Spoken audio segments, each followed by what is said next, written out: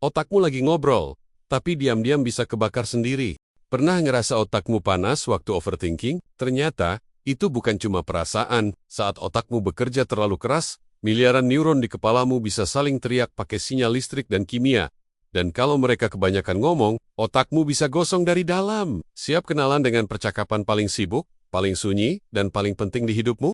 Bayangkan, otakmu seperti kota yang nggak pernah tidur. Setiap detik, miliaran penduduknya, neuron, sedang sibuk bekerja. Mereka ngobrol, tukar kabar, kirim sinyal, bahkan debat kecil tentang siapa yang harus aktif dulu. Dan hebatnya, semua percakapan itu terjadi dalam diam, tanpa suara. Tapi kecepatannya lebih cepat dari apapun yang bisa kamu bayangkan. Otak kita adalah kota super sibuk yang nggak pernah padam, bahkan waktu kamu tidur. Di dalam otak, percakapan antar neuron memakai dua bahasa utama, glutamat dan GABA.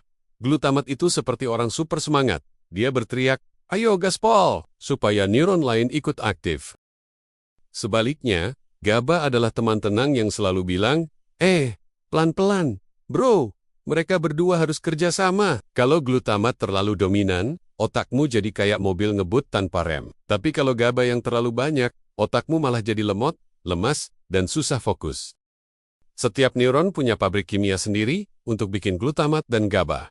Glutamat dibuat dari glutamina, bahan yang dikirim oleh tetangga baik bernama astrosit. Menariknya, GABA itu dibikin dari glutamat juga, cuma butuh bantuan enzim GAT dan vitamin B6. Jadi, kalau kamu kekurangan vitamin B6, otakmu bisa kekurangan GABA, alias remnya blong. Begitu neuron menerima sinyal listrik, dia langsung kirim pesan lewat bahan kimia, glutamat. Bayangkan kayak kurir kilat yang melemparkan paket kecil berisi pesan penting ke tetangga sebelah. Pesan itu nyebrang ruang kecil bernama celah sinaptik. Tapi kalau terlalu banyak glutamat yang dikirim, pesan-pesan itu bisa menumpuk dan bikin jaringan macet. Kayak grup WhatsApp keluarga yang kebanyakan chat. Neuron penerima punya pintu khusus bernama reseptor. Ada dua tipe, AMPA, yang buka cepat dan langsung bikin neuron aktif, dan NMDA, yang buka lebih selektif tapi penting buat pembelajaran dan memori. Kalau dua-duanya kebuka terlalu lama, ion kalsium dan natrium bisa banjir masuk, dan neuron jadi kewalahan. Ini kayak pintu rumah yang nggak ditutup pas badai datang. Lama-lama isinya rusak semua. Kalau glutamat dibiarkan berlama-lama di luar sel, otak bisa keracunan. Astrosit hadir sebagai pahlawan tanpa tanda jasa.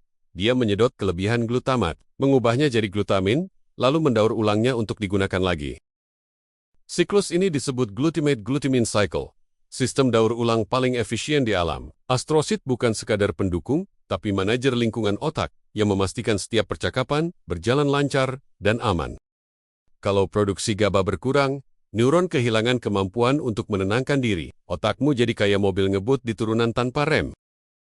Tanpa GABA, otakmu jadi hiperaktif, sulit istirahat, bahkan bisa mengalami kejang. Beberapa gangguan seperti kecemasan, insomnia, dan epilepsi sering berawal dari rem otak yang rusak ini.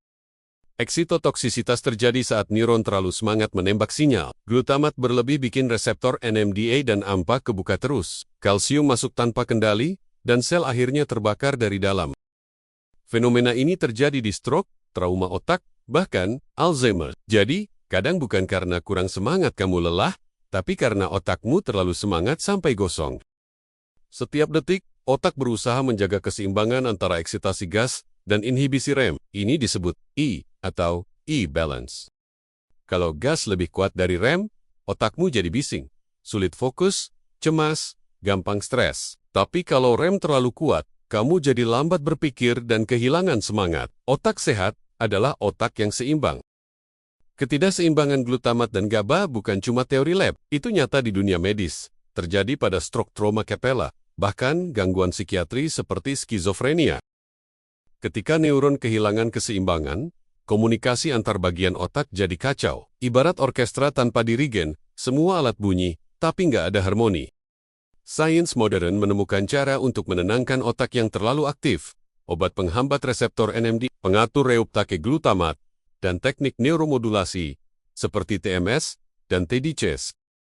Tujuannya bukan untuk mematikan aktivitas otak, tapi menyeimbangkannya kembali, supaya otak bisa berpikir jernih, tapi tetap tenang, seperti musik yang pas antara nada tinggi dan rendah. Selain obat, Otak juga butuh bahan bakar alami. Vitamin B6 penting untuk produksi GABA, sedangkan mitokondria menyediakan energi agar neuron bisa bekerja tanpa kelelahan. Bayangkan, mitokondria sebagai dapur energi dan B6 sebagai kokinya. Kalau dapur kehabisan bahan, neuron bisa mati kelaparan. Maka, menjaga nutrisi berarti menjaga keseimbangan dan umur panjang otakmu.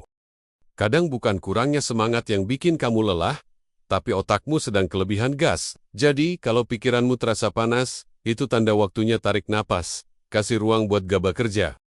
Kalau kamu suka belajar hal-hal tersembunyi di otakmu, lanjut ke video berikutnya. 4R. Sistem penjaga otak seimbang. Di sana kita bongkar 4 pilar utama yang bikin otakmu tetap waras di dunia yang makin sibuk.